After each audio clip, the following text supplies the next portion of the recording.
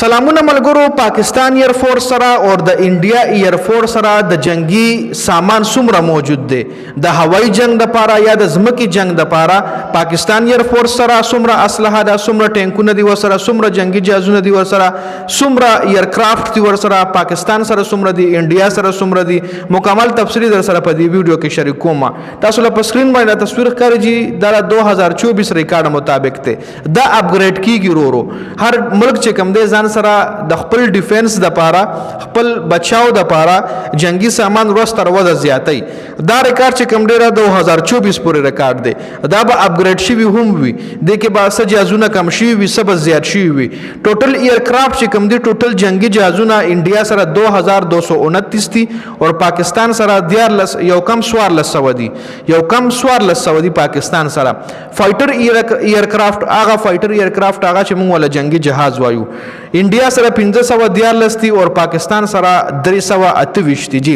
اٹیکنګ ایرکرافټ هغه جنگي جهاز چې په کم باندې اٹیک کی کم ځان سره میزایل وړي شي دغه ګوره سره د اٹیک وی سره ټریننګ د پاره نو اٹیکنګ والا هغه دي چې کم جنگ کوي تعالی چې کم ټیکنالوژي لحاظ سره خ پاورفل وي کم ځان سره میزایل برخه جوړ شي نو هغه انډیا سره 130 دي او پاکستان سره صرف اور صرف 90 دي ترانسپورت ایرکرافټ هغه جهازونه چې په کم کې جنگي سامان د پاکستان ایر فورس یا د انډیا ایر فورس یو ځای نه بل ځای ته وړي لکه ټینک پکې وړي یا پکې بل داسې میزایل وغیره یو ځای نه بل ځای وړي نو هغې له ویلی شي ترانسپورټ ایرکرافټ دا انډیا سره 270 دي او پاکستان سره 64 دي جی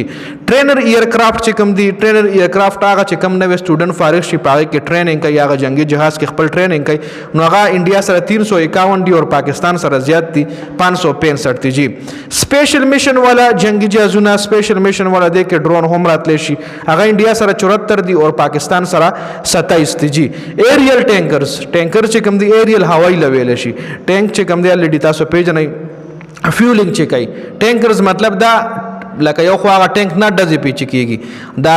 کم ځای دا ترانسپورټ د پاره چې دا ډبه تاسو کتلی وي دا ټریلا پکې شاله پټرول چې کوي دی لم ټینک ویل شي نو د پټرول فیولینګ د پاره چې کم ټینکرز استعمالیږي لکه جهاز ته سامان جهاز په هوا کې یو جهاز پټرول کم شو یا سبل سی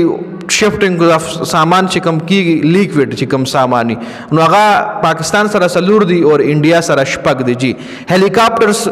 899 انډیا سره دي او 373 پاکستان سره دي او اٹیکنګ هلیکاپټر هغه هلیکاپټر چې په کم باندې ته ډز کول شي په کم کې ته میزایل هټ کول شي په کم کې ته جنگ کول شي نو هغه انډیا سره 80 دي او پاکستان سره 57 دي او دا بره هلیکاپټر نارمل هلیکاپټر چې په کم کې فوجیان یو ځینه بل ځلزي ځان سره سامان وړي لوډ وړي نو هغه عام هلیکاپټر ویجی نو دا مکمل 2024 په ریکارډ دی دا به اپګریډ شي هم وي کې دی شي پاکستان جدید اسلحه جدید ټیکنالوژي پاکستان سره راغلی انډیا سره راغلی دا اپډیټ سو دی حواله سره درای کمنټ لازمي وکړئ